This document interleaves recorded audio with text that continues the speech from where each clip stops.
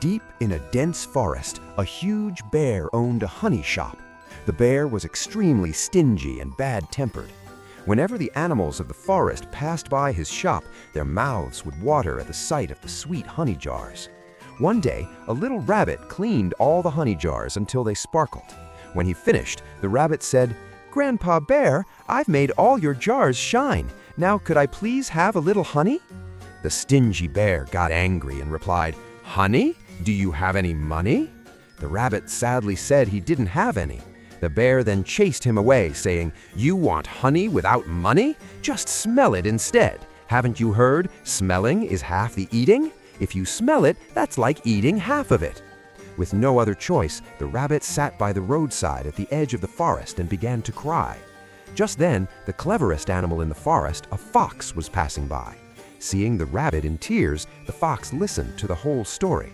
After hearing everything, the fox said, "Don't worry, I'll teach that greedy bear a lesson today." Around noon, the bear left the shop in the care of his little cub and went to take a nap. Seizing the opportunity, the fox quietly slipped into the shop and began eating honey from a large jar.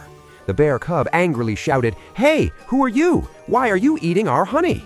The fox smiled and said, "Your father knows me. My name is Fly. Your father likes me very much."